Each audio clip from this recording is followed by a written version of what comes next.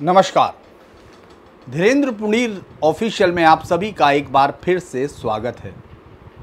एक कहते हैं कि जुर्म करने वाले इतने बुरे नहीं होते, सज़ा न देकर अदालत उन्हें बिगाड़ देती है। और जब ये जुर्म करने वाले अगर आतंकवादी हों तो उस वक्त अदालतें उनको सज़ा ना दें तो उसका अंजाम क्या होगा। क्योंकि जुर्म तो फिर भी आप एक इलाके में एक आदमी के खिलाफ, एक समाज के खिलाफ हो सकता है, लेकिन आतंकवाद तो पूरे देश के खिलाफ होता है। अगर उनको सज़ा नहीं मिलती तो कितने आतंकियों को और हौसले मिलते हैं, कितने रास्ते खुलते हैं, ये हम लोगों ने इस देश में बखूबी देखा है। लेकिन अब अदालतें रास्ता बदल रही हैं। अब अदालतें ये भी देख रही हैं कि ये जुर्म जिसकी शुरुआत हो रही है, ये कहीं जाके आगे इतना बड़ा आतंकी वो घटना में बदल ना जाए कि वो फिर देश के लिए बहुत बड़ा नुकसान हो। क्योंकि इस पर आज बात करेंगे कि अदालतें कैसे बदल रही हैं। लेकिन शुरुआत करते हैं उस खबर से जो उत्तर प्रदेश में अब एक राजनीतिक लड़ाई का जो सबसे बड़ा वो बन चुकी है। दादरपुर गांव में जिस तरह से भागवत कथा को लेकर विवाद शुरू हुआ और जो कथावाचक थे, यादव कथावाचक, जिनके ऊपर आरोप लगा कि वो अपनी जाति बदल कर वहां कथा कर रहे थे और फिर वहां जो आयोजक हैं उनमें से किसी एक महिला के साथ अभद्र व्यवहार करने पर गांव में उनके साथ एक दुर्व्यवहार हुआ, जिसको लेकर मीडिया पर वायरल हुआ। और उस वायरल होने के बाद से पूरा तमाम विपक्षी पार्टियां उसको एक बड़ा मुद्दा लेकर निकल पड़ी। बीजेपी की तरफ से ये मोर्चा खुद योगी आदित्यनाथ ने संभाला, जिस पर हम लोगों ने विस्तार से बताया था। लेकिन अब उसमें सबसे बड़ी बात यह है कि सरकार ये समझ रही है, जिस तरह से अब वायरल वीडियो चलने शुरू हुए वो गलत भी हैं, कुछ सारे फैक्ट चेकर्स में गलत साबित हो रहे हैं। लेकिन ये जब सोशल मीडिया पर फैलते हैं तो ये एक नैरेटिव तो सेट करते ही जाते हैं। जैसे कि कुछ महिलाओं को दिखा रहे हैं कि वो ब्राह्मण महिलाओं को मार रही हैं जो कथा सुनने गई, जबकि ये वीडियो वायरल और पुराना पाया गया। इसके अलावा एक दो जगह पर लिखा जा रहा है, गांव के बाहर बोर्ड बनाए जा रहे हैं कि साहब यहाँ जो है किसी ब्राह्मण कथावाचक का आना मना है। ये एक राजनीतिक एजेंडे की तरफ जाता है, ये समाज के अंदर विघटन की तरफ जाता है। और इसको अगर दूसरे राजनीतिक तौर पर निपटने के लिए तो पार्टियां अब तैयार हैं ही एक दूसरे से, लेकिन कानूनी तौर पर देखें तो शायद ज़्यादा सख्त सज़ा और ज़्यादा उन पर सख्ती के जो आदेश थे योगी आदित्यनाथ के, उस पर अब पुलिस काम करती दिख रही है। पुलिस ने साफ कहा है कि दादरपुर गांव के बाहर बवाल मचाने वालों की संपत्ति कुर्क होगी और उन पर रासुका लगेगा। डीआईजी जो हरीश चंद्र हैं, जो कानपुर के डीआईजी हैं, उन्होंने कहा है कि सार्वजनिक संपत्तियों को नुकसान पहुंचाने वालों बवालियों की संपत्ति कुर्क की जाएगी, साथ ही रासुका लगाया जाएगा ताकि ये जो कार्रवाई है बवालियों के लिए नज़ीर बने। दरअसल वो घटना में सच और झूठ का फैसला जल्द ही अदालत कर देगी। माफ़ कीजिएगा, ये फैसला कोर्ट में होगा कि कौन सही था कौन गलत था, क्योंकि केस दर्ज हो चुके, वो लोग अंदर भी जा चुके। जिन लोगों को वीडियो में दिखाया गया था उन दो कथावाचकों के साथ बाल काटते हुए या उनके साथ जो दुर्व्यवहार करते हुए, वो 4 लोग अंदर हैं। इसके बाद आपने देखा किस तरह से अहिर रेजिमेंट और यादव महासभा के नाम से वहाँ पूरे लोग वहाँ उस गाँव के बाहर पहुँच गए थे और उन्होंने जम के तोड़फोड़, पुलिस की गाड़ियाँ, हाईवे जाम किया। और इसकी जो 26 जून को जो इकट्ठा किया गया था वो किया गया था इंडियन रिफॉर्मर्स ऑर्गेनाइजेशन के राष्ट्रीय अध्यक्ष गगन यादव की अपील पर ये लोग हो गए थे। पहले इन्होंने थाने पर प्रदर्शन किया था और उसके बाद ये लोग, इसमें 2 नामजद और 50 अज्ञात लोगों के खिलाफ जो पहले एफआईआर हुई थी कथावाचकों के उस मसले में, उसके बाद ये जब पथराव हुआ जो निवाड़ी कला लुधियानी मार्ग पर हुआ था, इसमें पुलिस ने 20 नामजद किए थे गगन यादव सहित और 100 लोगों को अज्ञात में डालकर रखा था। अब 19 लोग अरेस्ट हो चुके, एक वही गगन फरार है। तो अगर हम ये देखते हैं तो किस तरह से इस पूरे मसले को अब एक पूरे राजनीतिक उसमें हिंसा का जो सहारा लेने की कोशिश है, उस पर यह बड़ी चेतावनी है। मुझे लगता है इस तरह के मसले राजनीतिक विमर्श में, राजनीतिक उसके बीच में आ चुके हैं तो वो फैसला हो जाए। लेकिन जिस तरह से यह हिंसा है और एक जातीय युद्ध में बदलने की कोशिश है, ये सीधे तौर पर बताती है कि यह घटना जो है अनायास नहीं है, इसके पीछे कुछ ना कुछ प्रयास है। और यह घटना हुई, उसके बाद इस घटना को सायास एक ऐसे विमर्श में बदलने की कोशिश है जिसको बाद में वोट में बदला जा सके, भले ही गांव में कितनी ही जो पूरे प्रदेश में कितनी ही एक दूसरे के प्रति जातीय जो तनाव है वो उभर सके। तो मुझे लगता है पुलिस के इस कदम से अगर अच्छे से ये कदम उठाया जाता है तो शायद इस पर आगे आने वालों को जो है काफ़ी असर पड़ेगा, और इस पर जो राजनीतिक लड़ाई है वो तो चलती रहनी चाहिए, वो तो चलती रहेगी। उस पर तो दोनों पार्टियां अपने अपने जो कयास हैं, दोनों गठबंधन वो लगाते रहेंगे, उनसे वोट हासिल करने की कोशिश करते रहेंगे। लेकिन सबसे पहली घटना यही थी कि अब उन पर रासुका लगेगी, क्योंकि जिस तरह का ये प्रयास था ये भविष्य के लिए बहुत खतरनाक संकेत थे कि आप किसी एक गाँव पर हमला कर दें, क्योंकि ये हमले की तरह था। ये कबीलाई संस्कृति और मध्य युग की याद दिलाने जैसा था, जब एक दूसरे के गांव पर हमले किए जाते थे, यानी ना कोई सरकार होती थी ना कोई किसी तरह का लॉ होता था। उसी तरह से ले जाने की ये जो कोशिश है, ये मुझे लगता है वोटों के प्रति जो एक जीत के लिए अदम्य जो जिस तरह की सही और गलत का भेद मिटाने की कोशिश है, उस पर अगर पुलिस की कार्रवाई सख्त होती है तो शायद ये एक उस तरफ बढ़ने से रुक जाएगा। अब हम लोग बढ़ते हैं उसी खबर की तरफ जिस पर मैंने आपसे बात की थी कि अदालतें धीरे धीरे, हम लोग इस देश में अदालतों को लेकर काफ़ी कुछ कहा जा रहा है। अदालतों का, और ये कहा जाने के पीछे एक बहुत लंबे अरसे से लोगों के देखते रहना है, क्योंकि ये भी कहा जाता है इस देश के लोग जो है बहुत ही सहिष्णु हैं। सनातन की इतनी बड़ी परंपरा में लगातार सहते रहने की जो एक जो उसके अंदर की खूबी है वो बाद में उसके गले का जंजाल बनी, तमाम चीज़ें बनी। लेकिन फिर भी अदालतों को भी इतने समय से ये देश देख रहा है। मैंने आपको डिटेल से वो बताया था, उसको वीडियो को बहुत सारे लोगों ने नहीं देखा, इसलिए मैं बार बार बोलता हूँ कि किस तरह से, जबकि अखबारों में आज भी अलग अलग लेख आ रहे हैं इमरजेंसी को लेकर, लेकिन ये बताया था किस तरह से अदालतें घुटनों के बल गिर गई थी, उन्होंने सत्ता के पैर चूम लिए थे। लेकिन अभी ये पोर्ट्रे किया जाता है कि जैसे अदालतों में कभी कोई गलत हुआ नहीं है और वो इस देश के संविधान को अकेले संभाल रही हैं। इस तरह के बहुत सारे आपने देखा, और ख़ास तौर से जिस तरह आतंकवादियों को या तमाम लोगों को सुप्रीम कोर्ट की अदालत से जब उनको इस तरह के बेल या उस तरह की चीज़ें मिलती थी तो लोगों के जहन में कुछ ना कुछ सवाल धीरे धीरे उगने लगे, और वो फिर बड़े सवाल बन के अब आप ये देखिए कि लोग हर एक फैसले पर हमेशा टीका टिप्पणी, जो पहले संभव नहीं होता था, अखबारों में बड़ी हेडिंग बन जाती थी, सुप्रीम कोर्ट ने फिर दिखाया न्याय सुप्रीम, अब उस तरह की हेडिंग को भी तरस जाते हैं लोग, क्योंकि ये साफ तौर पर वो जानते हैं कि जनता अब खुश नहीं होती है, क्योंकि उसको लगता है यहाँ कुछ ऐसा है जो देश के मानस के मुताबिक नहीं है। देखिए, देश के मानस के मुताबिक अवैधानिक होना नहीं होता, ये भी ध्यान रखिए, क्योंकि इस देश ने ये सदियों से साबित किया है कि उसके अंदर कम से कम सनातन जो है इस बात की सही और गलत का अंतर करने में अपने पराये का भेद नहीं करता है। ये बात तो लगातार है। अब ये मैं इसलिए कह रहा था कि पिछले कुछ समय से हाई कोर्ट्स के अगर हम लोग फैसले देखते हैं तो वहाँ बदलाव की थोड़ी सी लहर चलनी शुरू हुई है। वहाँ के कुछ फैसले ये बताते हैं कि जो अब किताबों में सिर्फ लिखे गए शब्द नहीं, क्योंकि कानून कोई सिर्फ शब्द नहीं है, यानी वो निर्जीव चीज़ नहीं है।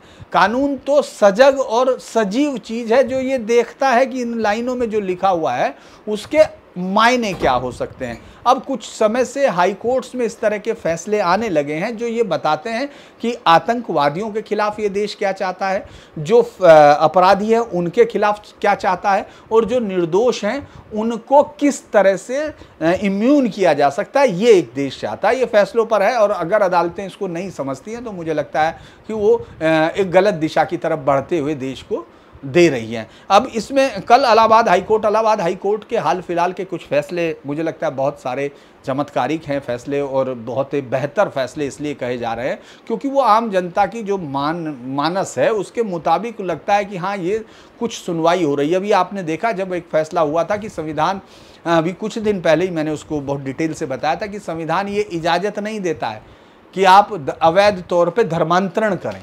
ये फैसला था। अब एक बड़ा फैसला और हाई कोर्ट ने दिया, मतलब फैसला, ये टिप्पणी है जो उन्होंने एक जमानत याचिका पर इनकार करते हुए कि उन्होंने कहा कि पाकिस्तान, ये जो है पाकिस्तान जिंदाबाद कहने वाली फेसबुक पोस्ट साझा करने वाले आरोपित अंसार अहमद सिद्दीकी को जमानत देने से इनकार कर दिया।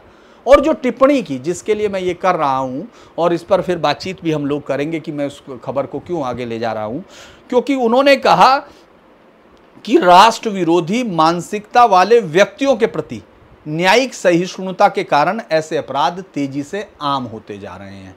ये जो लाइन है कि न्यायिक सहिष्णुता, मुझे लगता है कि ये सही से इस बात को बताती है कि लंबे अरसे से जिस देश के लोगों के अंदर जो करक आ रही है, जैसे दिमाग में कोई शीशा चुभता हो, उस तरह से कोर्टों की कार्रवाइयाँ चुभ रही थी, क्योंकि कोर्ट उसको सहिष्णुता मान रहे थे। और ये देश जानता है कि आतंकवादियों के साथ सहिष्णु होने का अंजाम हजारों घरों के अंदर रोशनी बुझना है, इस देश पर लगातार घाव लगने हैं। और मैं आपको बताऊंगा इसके बाद 2 आतंकियों के बारे में, उनके केस के बारे में, क्योंकि कल किसी ने कहा था कि पीएफआई पर बातचीत करें, तो मुझे लगा आज रविवार है तो जो मौजू है उस पर हम लोग बात करते हैं। तो उन्होंने कहा कि ये आरोपित का जो न्यायमूर्ति सिद्धार्थ ने ये उस समय टिप्पणी दी है जब वो जमानत याचिका खारिज कर रहे थे। उन्होंने कहा था कि आरोपित का कृत्य संविधान व उसके आदर्शों के प्रति अपमानजनक था और भारत की संप्रभुता को चुनौती देने के बराबर है। याचिका के खिलाफ बीएनएस की धारा 197 और 152 के तहत बुलंदशहर के छतारी थाने में केस दर्ज किया गया था। इस देश में अपराध करना मानसिकता हो गई, आम बात हो गई। उनका ये जो मैं वर्बेटम पढ़ने की कोशिश कर रहा हूं, इस देश में ऐसे अपराध करना आम बात हो गई क्योंकि अदालतें राष्ट्रविरोधी मानसिकता वाले लोगों के ऐसे कृत्यों के प्रति उदार और सहनशील है। इस समय आवेदक को जमानत पर रिहा करना उचित नहीं है। ये उनके साफ थे, क्योंकि अब वो एक पोस्ट हुई। अब मैं आपको खबर बताता हूं। वो दरअसल ये एक 62 साल का व्यक्ति है जिसने एक पोस्ट की और उसने उस पोस्ट में भारत के पाकिस्तान जिंदाबाद किया और जिहाद का प्रचार करने और अपने भाइयों से पाकिस्तान का समर्थन करने की अपील की। ये 62 साल का है याची। अब इस पर कोर्ट ने कहा, चूंकि आरोपित का वकील था, वो कह रहा उसका इलाज चल रहा है, और ये जो है याची न्यायालय ने कहा कि उसका जवाब दिया कि 62 साल का है, उसकी उम्र से पता चलता है कि वो इसी देश में पैदा हुआ है ना, स्वतंत्र भारत में पैदा हुआ है। और ये जो उसकी पोस्ट है असामाजिक और भारत विरोधी पोस्ट, एकता और अखंडता को प्रतिकूल प्रभावित करने के बराबर है। वो कोई हल्के उसने नहीं है। उसने कहा उसका राष्ट्र विरोधी आचरण उसे भारत के संविधान के अनुच्छेद 21 के तहत गारंटीकृत स्वतंत्रता के अपने अधिकार की सुरक्षा मांगने का अधिकार नहीं देता है। ये सबसे बड़ी लाइन है जो ये कहती है कि आपको जो धारा 21 को, जिसको आप बार बार इस्तेमाल करके इस पूरे देश के खिलाफ एक आतंक का राज स्थापित कर रहे हैं, आपको इस देश में, इस देश के संविधान से कोई लेना देना नहीं, क्योंकि आप उस संविधान के अंतर्गत दी गई छूट का, दी गई सुरक्षा का इस्तेमाल बार बार अपने लिए करते हैं। उसका जवाब है ये। तो ये एक बड़ी बात है। कोर्ट ने कहा कि प्रत्येक नागरिक का कर्तव्य है कि संविधान का पालन करे, उसके आदर्शों, संस्थानों, राष्ट्रीय ध्वज व राष्ट्रगान का सम्मान करे। प्रत्येक नागरिक का कर्तव्य है कि भारत की संप्रभुता, एकता, अखंडता बनाए रखे। ये सीधे तौर पर उन्होंने कहा कि ये इसीलिए ये भी कहा क्योंकि सरकारी वकील ने बताया था कि वीडियो श्रीनगर के पहलगाम में 26 निर्दोष हिंदुओं की हत्या के बाद पोस्ट किया गया। उसमें 26 तमाम लोग हैं, एक उसमें वहाँ का जो निर्दोष वो भी था जो वहाँ मदद कर रहा था, उसके जो घोड़ा लेके जाते थे उसका भी होने की बात है, लेकिन इसमें 26 किया गया। और याची धार्मिक आधार पर ऐसे आतंकियों के कृत्य का समर्थन करता है। इसके बाद अदालत ने जो सबसे बड़ी चीज़ की है वो उन्होंने ट्रायल कोर्ट को कहा है कि दीजिए इसका शीघ्र से शीघ्र निपटारा कीजिए। दरअसल ये लंबे समय से इस देश में आतंकियों के इतने बड़े हमले हो चुके, जिस देश की आत्मा तक घायल हो चुकी हो, मुंबई से लेकर देश के हर एक हिस्से में, दिल्ली में ट्रांजिस्टर बम, दिल्ली में बसों के नीचे बम, दिल्ली में आप कहीं भी गुजरते थे सड़कों पर लिखा हुआ दिखता था कि अपने आसपास यदि कोई लावारिस वस्तु देखें तो उसको ना छुएं, उसको ना उठाएं, तुरंत पुलिस को सूचित करें। आप जब बस में बैठते थे सीट के आगे लिखा रहता था, आप ट्रेन में चढ़ते थे दरवाजे पर लिखा रहता था, आप किसी घर के सड़क से गुजरते थे उसके कॉर्नर पर लिखा रहता था। आखिर ये सब चल क्या रहा था? क्योंकि वो ऐसे आतंकियों ने इस देश का जीना दूभर कर रखा था। और क्यों कर रखा था? इसलिए नहीं कि वो पकड़े नहीं जा रहे थे, सुरक्षा बल अपनी जान पर खेल रहे थे। भारत की पुलिस एजेंसीज ने काफ़ी अच्छी जांच की, बहुत सारों में नहीं की, चूंकि मैं इस केस को लगातार 25-26 सालों से 27 सालों से इन्वेस्टिगेशंस में मैंने इस देश में आतंकी घटनाओं के लगभग 27 सालों के ज़्यादातर मामलों को देखा, बाढ़ में के केसेस की कवरेज बाद में की। तो ये जो दिखता है वो हम लोग समझते हैं कि वहाँ क्या पुलिस एजेंसीज करती हैं क्या नहीं करती हैं, क्योंकि आप जब जाते हो तो आपको सुनाई भी देता है। कई में उन्होंने बहुत शानदार काम किए, लेकिन उस शानदार काम को कहाँ जाके फुस होना पड़ा, जब वो अदालत के सामने पहुंचे। अदालत ने कई केसेस में उन सबूतों को मान लिया, लेकिन उसके मानवीय अधिकार, आतंकी के मानवीय अधिकार, आतंकी के जीवन की सुरक्षा, आतंकी के सुधरने की उम्मीदें, इन सब टिप्पणियों के साथ उस पूरी एजेंसी के काम को बिल्कुल मिट्टी में मिला दिया, क्योंकि सजा उस तरह दी, फिर उनको पैरोल देना शुरू किया, फिर वो सजा पूरी करने से पहले मानवीय आधार पर चले गए। अरे भाई, आप इनका कोई लेना देना उन लोगों से नहीं था जिन्होंने इनको मारा। उन मरने वालों ने, बेचारों ने कभी जिंदगी में कोई बेअदबी भी नहीं की होगी। हो सकता है कि वो मस्जिद के सामने से या उससे आपके धार्मिक स्थल के सामने से गुजरते उन्होंने सर भी झुकाया हो, जो अमूमन इस देश में एक आदत थी कि भाई ठीक है, जो भी धार्मिक स्थल है वो सब बराबर होते हैं, उसके सामने सर झुका के निकलो। ये सब जगह उन्होंने किया होगा, लेकिन आपने उनको कत्ल कर दिया, क्योंकि आपको तो एक शरिया आधारित निज़ाम चाहिए, तमाम चीज़ें चाहिए, तो वो अदालतों के लिए। इसीलिए मैंने अपने शुरुआत में कहा कि जुर्म करने वाले सारे बुरे नहीं होते, अदालत सजा न दे के बिगाड़ देती है। तो अदालतों ने आतंकियों को ये सजा, ये पहली बार इस तरह का मुझे जो स्वीकृति मिल रही है, मैं तो इससे बड़ा वो हुआ कि ये तो बड़ी गजब की स्वीकृति है। अदालतें अगर ये बात समझ रही हैं तो मुझे लगता है कि शायद आतंकियों के लिए अब पहली बार ऐसा हो रहा है। मैं अब आपको 2 केस, कल चूंकि एक बहुत बड़ा आतंकी का परसों मौत हुई, मैं कल सोच रहा था साकिब नाचन पर आपसे बात करूं, लेकिन फिर मुझे लगा कि चलिए रविवार है, उस दिन हम लोग थोड़ा अलग हटके भी बात करते हैं, तो उस पर बात करेंगे। ये साकिब नाचन जो है, इस देश के आतंकियों की उस कहानी का अकेला नायक था जिसने K2 यानी कश्मीर और जो खालिस्तान का जो पूरा प्रोजेक्ट था उसमें एक सहयोगी की भूमिका निभाई थी, जो लगभग 80 से इस देश में आतंक की इस लहर को चलाया जा रहा था, और उसको अदालतें फांसी के लायक नहीं मान रही थी और उसको पहले रिहा कर रही थी। मतलब उसको सजा से पहले हुआ और फिर वो बाद में जाता था, फिर वो एक और तैयारियां करता था, फिर आतंक करता था, उसके बावजूद फिर आ जाता था। कल खैर उसकी जेल में मौत हो गई परसों।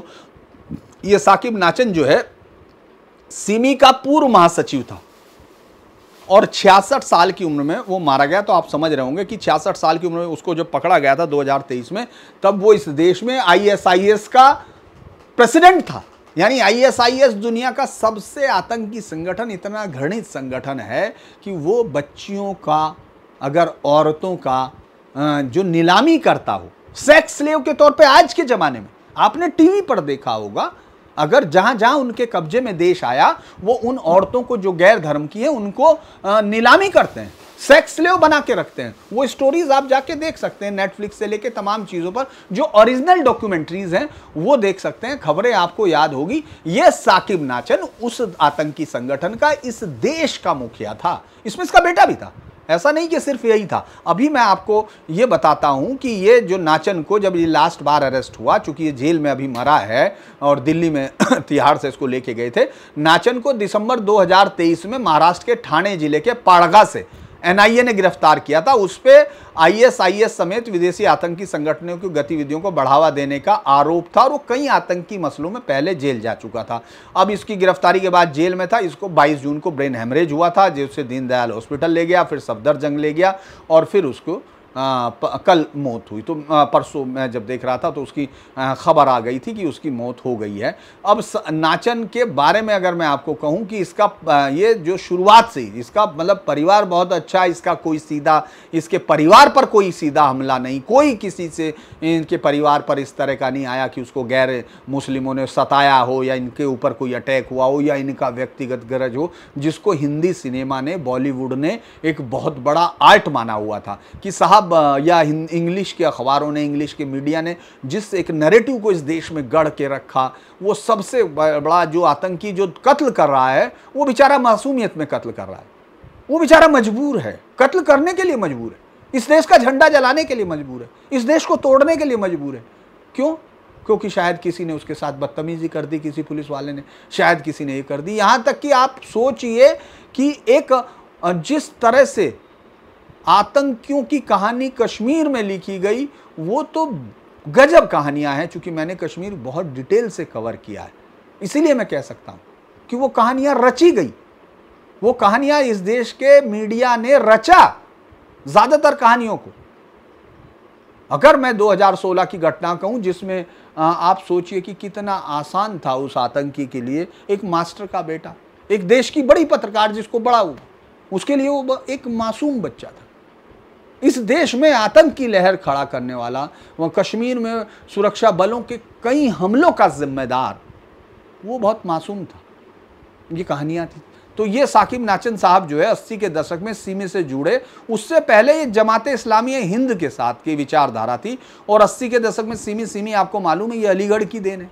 अलीगढ़ ने बहुत सारे लोग दिए, पाकिस्तान दिया अलीगढ़ ने, अलीगढ़ की मुस्लिम यूनिवर्सिटी ने पाकिस्तान दिया। पाकिस्तान में यही कहा जाता है कि अलीगढ़ के कुछ लौंडों ने मिलकर एक पाकिस्तान ले लिया। तो उसी से बहुत सारी चीज़ें मिली, क्योंकि जो देश में सरकार बनी उसने इस पर विचार ही नहीं किया कि ये इसकी नींव में क्या है। भाई जिसकी नींव में विचारधारा में जिसकी बंटवारा हो, उसकी नींव में तो तेजाब होना चाहिए, तेजाब गिरना चाहिए। लेकिन देश ने उसको और बड़ी इंस्टीट्यूट बना के दिए, और बजाय कि ये चेक किया जाए कि आखिर है क्या। तो 1980 में ये आतंकवादी गतिविधियों में हुआ। खुफिया एजेंसियों ने दावा किया था कि नाचन पाकिस्तान और अफगानिस्तान जाकर आतंकी नेताओं से मिला। इसमें बड़े सम्मान से लिखा हुआ कि उनसे मिले थे और ये थे। 1992 में उन पर खालिस्तानी आतंकी लाल सिंह, आपको याद होगा लाल सिंह खालिस्तान के शुरुआती आतंकियों में से एक था, जिसने इस पूरे जो हवाई जहाज़ों को उड़ाना, उनको वो करना, अपहरण करने की इन तमाम योजनाओं पर काम कर रहा था, उसको पकड़ा गया था। ये 2002-3 का, उसके बाद पकड़ा गया, लेकिन उसके बाद छूट गए। अदालतों को लगाओ कि कोई बात नहीं, इसके तो मानवीय अधिकार हैं, हो सकता है ये वो रात कर रहा होगा, और या फिर एजेंसीज की जांच उस वक्त ऐसी रही होगी। लेकिन अदालतों का तो मैं तो रुख इस समय अदालतों की बात कर रहा हूं कि वहां किस तरह की चीजें थी। उसके बाद वो 2002-3 में मुंबई में बम धमाकों में उसका नाम आया, जिसमें 15 लोग मारे गए। मार्च 2003 में पाड़गा में पुलिस ने उसके साथ हथियार और विस्फोटक, माफ कीजिए शायद इसको लगाया। उसके बाद नाचन को प्रिवेंशन ऑफ टेररिज्म एक्ट जो पोटा था उसका दोषी ठहराया गया, 10 साल की उसको सजा हुई। 2017 में ये रिहा हो गया, और सजा में जितनी उसको छूट मिल सकती थी वो तो मिलती हैं, वो सब मिली। 2023 में फिर एनआईए ने इसको गिरफ्तार कर लिया। ये आईएसआईएस के लिए भर्ती कर रहा था, ट्रेनिंग दे रहा था, फंडिंग दे रहा था आईईडी बनाने का। और नाचन ने पाड़गा को एक आतंकी वो बना दिया था, लिबरेटेड जोन बना रहा था वो उसको, लिबरेटेड जोन के तौर पर। लेकिन आप ये सोचिए कि कितने आतंकी हमलों में, कितनी आतंकी वारदातों में उसके होने के सबूत पाए जा रहे थे, लेकिन अदालतों को हर बार उसमें कोई उम्मीद दिख रही होगी। मैं अभी डिटेल्स उसमें नहीं कह रहा हूँ, मुझे लगता है कि उसकी ये उम्मीद जो है अदालतों को मजबूर कर रही थी कि शायद उसमें उम्मीद है और वो अगले आतंकी इसमें नहीं करेगा, इसमें तो कम मरे हैं।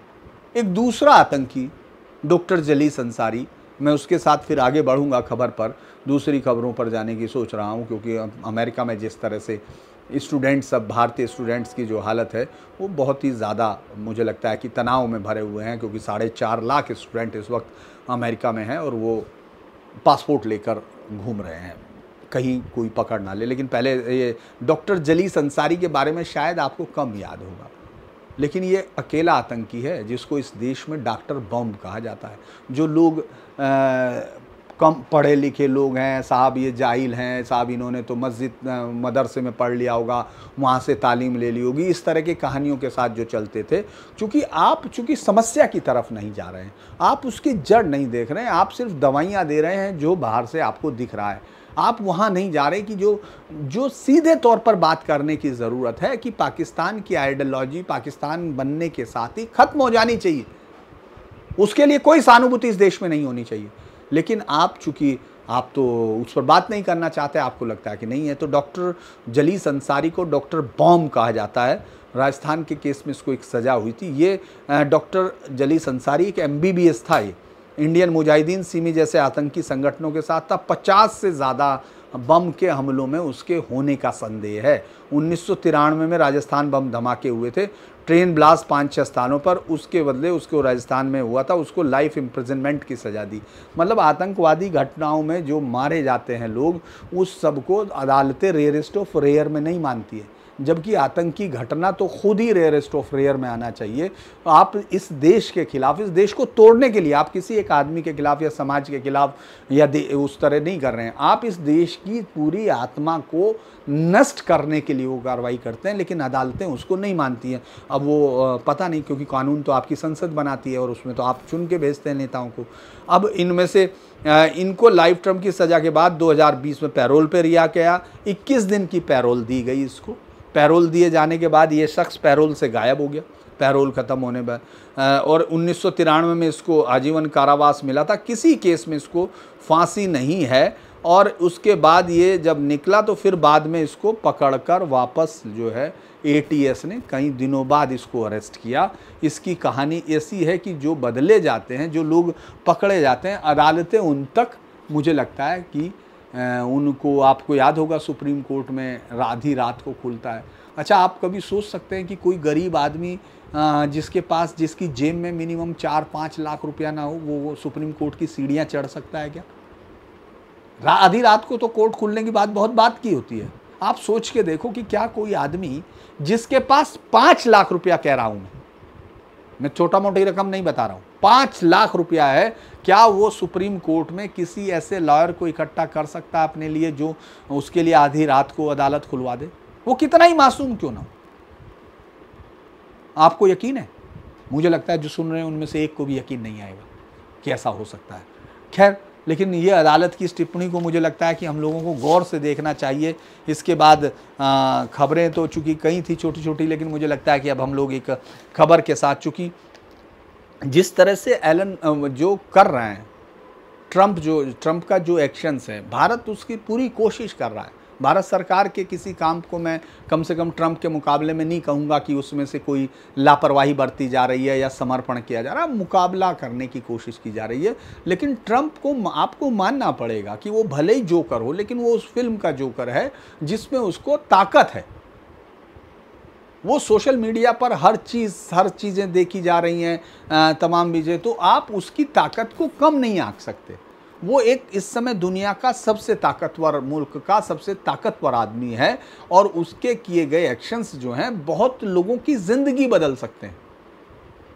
इस वक्त अगर हम देखते हैं, पासपोर्ट लेकर ट्रंप राज में जो वीज़ा सख्ती है, उसमें भारतीय स्टूडेंट सबसे ज़्यादा है। भारत में एक खबर देख रहा था, पासपोर्ट लेकर वहाँ के स्टूडेंट्स क्लासों में जा रहे हैं, क्योंकि उनको मालूम है कि शायद कहीं से कहीं एंटी इमिग्रेशन सेल है वो आ ना जाए, और अगर कोई भी गलती से, उनसे छोटी गलती भी होती है तो उनको डिपोर्ट कर दिया जाएगा। इनमें हज़ारों लाखों स्टूडेंट्स में बहुत बड़ी तादाद ऐसी है जो घर से लोन लेकर गए हुए हैं, जिनके माँ बाप यहाँ बैठ के किश्तें चुका रहे हैं, लेकिन अब वहाँ वो ड्रीम, अमेरिकन ड्रीम्स, मुझे लगता है कि शटर्ड होता हुआ दिख रहा है। तो आपको ये मानना पड़ेगा कि ये ट्रंप की वो जो इस समय के हालात हैं वो उसके पक्ष में दिख रहे हैं। हालांकि एलन मस्क ने फिर उसके बिल को लेकर उसको कहा है, और उस पर फिर जो कभी नरम कभी गर्म वाली स्थिति है, वो वहाँ के अंदरूनी राजनीति के हालात हो सकते हैं।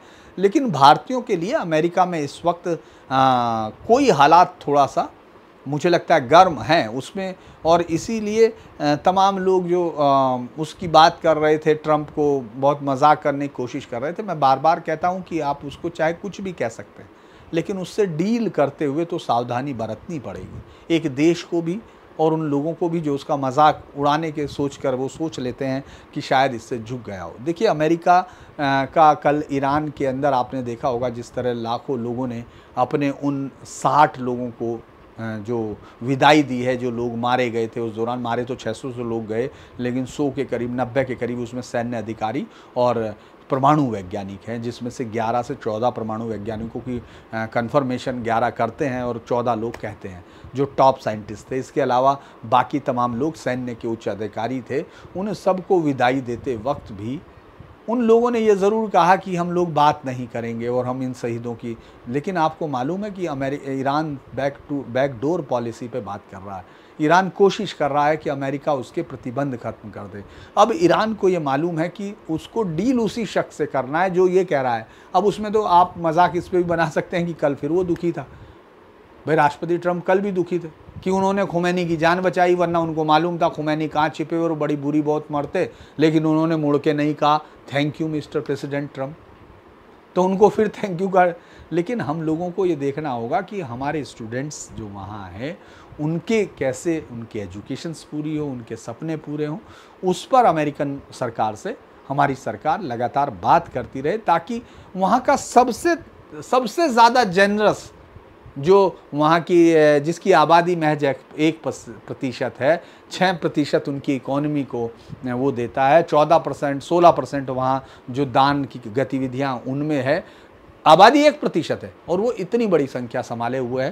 खैर अभी तो न्यूयॉर्क में भी आपको मीरा नायर के बेटे का वो जिस तरह से मेयर के चुनाव पर और भारत के प्रति जो उसकी नफ़रत है वो भी उससे भी निपटना होगा, क्योंकि न्यूयॉर्क में भी बड़ी संख्या में हिंदुस्तानी रहते हैं। तो धीरे धीरे दुनिया बदल रही है, तो उस बदलते हुए हालात के साथ पूरे देश की राजनीति भी बदलती है। तो आज चूँकि रविवार था, हमने इन सब विषयों पर बात की, फिर आप बाकी सब पर बात करने के लिए फिर से मुलाकात होगी। अगर आपको वीडियो अच्छा लगे तो इसको लाइक कीजिए, सब्सक्राइब कीजिए, शेयर कीजिए और रीच बढ़ाने में सहयोग कीजिए, ताकि हम लोग फैक्ट बेस्ड पत्रकारिता की बात कर सकें और सिर्फ बातचीत ना रहे, इसमें ऐसे फैक्ट्स हों जो ये बताएं कि हाँ पत्रकारिता सीधी और सच्चे रास्ते से। नमस्कार।